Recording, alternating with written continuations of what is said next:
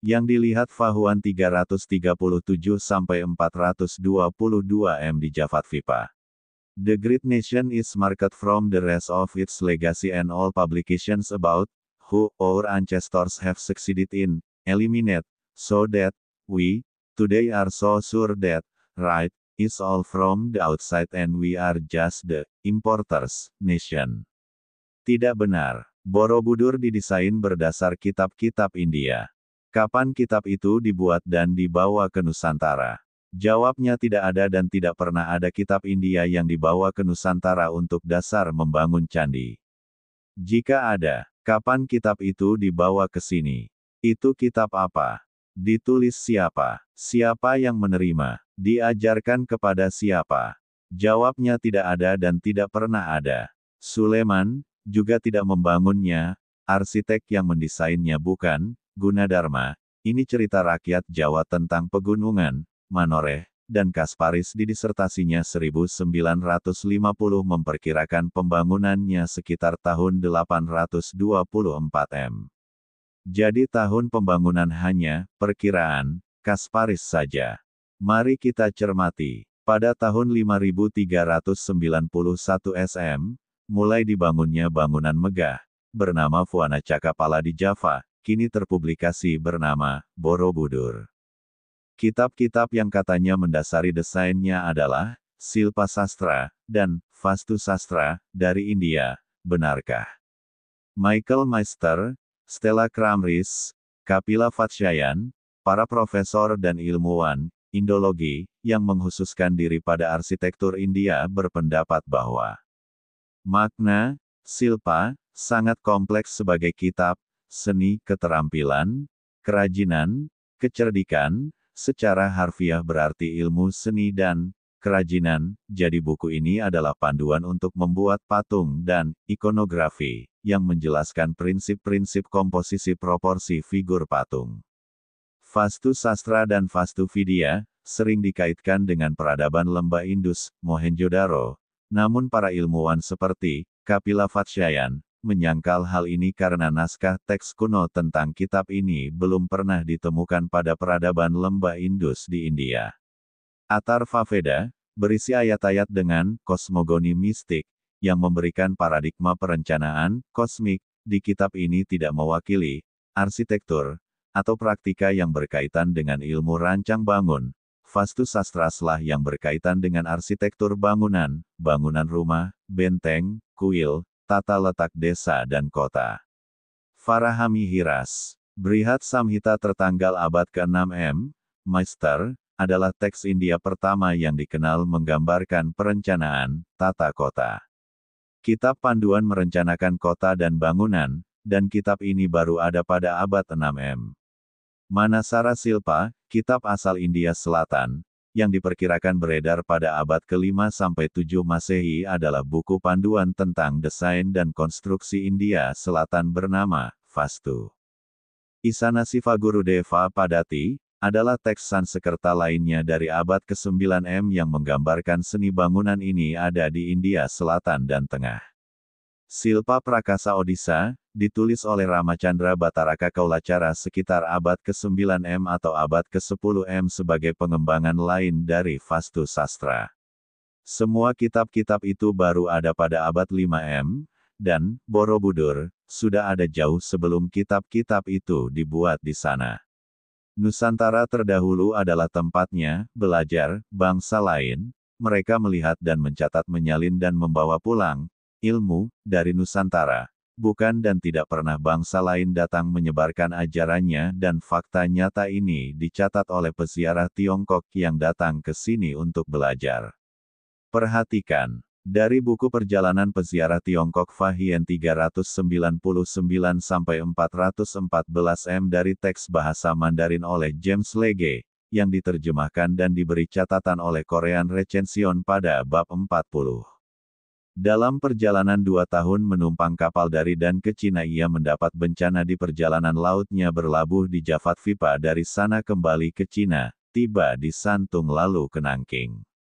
Setelah berjalan dengan cara ini selama lebih dari 90 hari, tiba di sebuah wilayah bernama Java de Vipa, di mana Brahmanisme berkembang, sementara pandangan lain dalamnya tidak layak untuk dibicarakan. Fa Hien tinggal di Jafatvipa 2 tahun dan berhasil mendapatkan salinan Vinaya Pitaka dari Mahisasaka Dirgagama dan Samyuktagama Sutra juga Samyukta Sancaya Pitaka. Semua kitab-kitab ini tidak diketahui di tanah Han.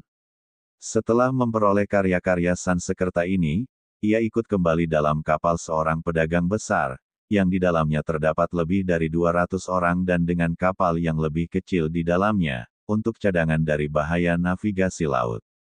Hui Ning melakukan perjalanannya selama 3 tahun di Pulau Jawa 664-667 menerjemahkan sebuah sutra tentang pemahaman nirwana yang agung.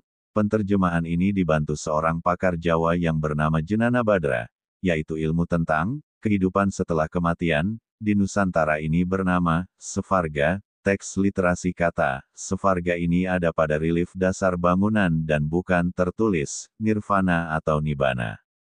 Yang dilihat dan dicatat Fa Huan 337-422 m di Jafatvipa.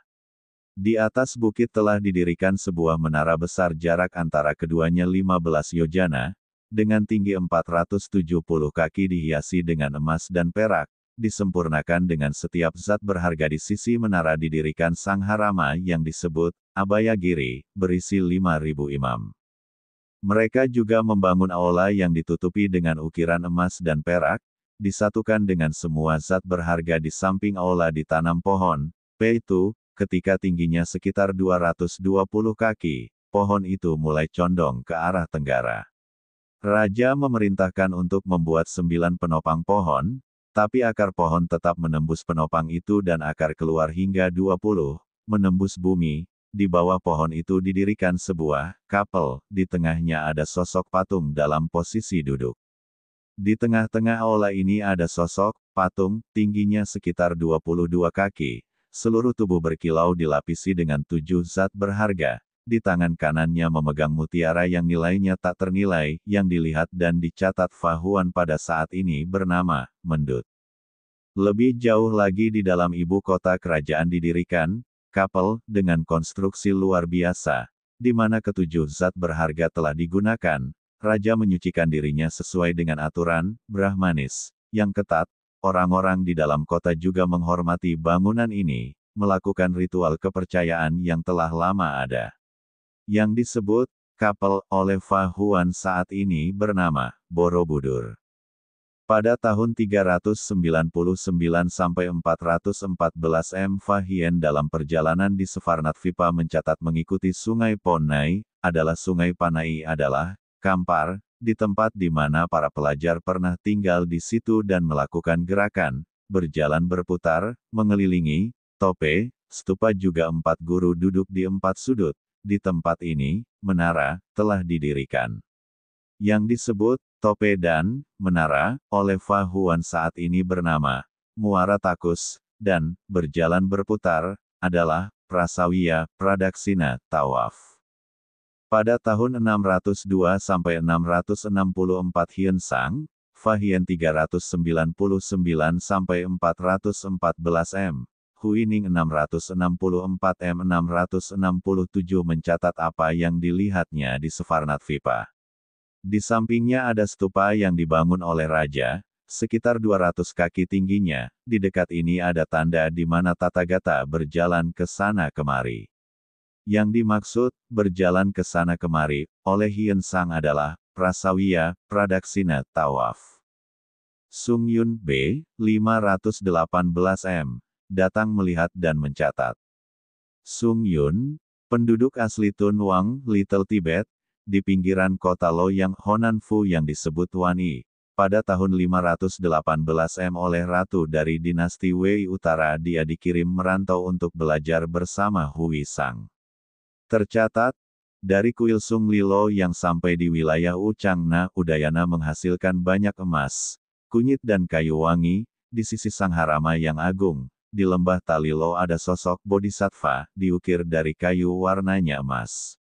Song Yun bertemu dengan Damo atau Bodhidharma, masyarakatnya terlihat pandai cerdas, taat pada religius dan memahami ilmu benda-benda langit juga navigasi. Kami menyalinnya hingga 170 jilid dan membawa pulang. Kata Damo terekam pada suku di Sefarnatvipa, suku Domo. Vesantara disebut oleh para peziarah Tiongkok adalah tempat para raja pemberi, atau pilo istilah Yuan Xiang. Apa yang dilihat dicatat Fa Hian dan Sung Yun ini tergambar di relief Amarapati dan Sanchi. Kisah paling populer di kalangan kami orang Mongol. Sejarah Vesantara, versi peziarah Tiongkok adalah Nusantara. Emas adalah Sefarna. Pulau Emas adalah Sefarnatvipa. Di Nusantara inilah mereka belajar ajaran asli leluhur Nusantara, Dharma. Teks literasi kata Dharma terekam di relief dasar Borobudur dengan teks kata Kusala Dharma Bajana dan Vinaya Dharma Citakya. Ini berarti Borobudur berdasar ajaran asli Nusantara yang hingga kini tersimpan di Bali. Fahami ini. Fuana Cakapala kini terpublikasi bernama Borobudur. Kitab-kitab yang mendasari desainnya, skulpture, relief juga falsafah yang tergambar bukan Buddhism dari India. Oleh Santo Saba.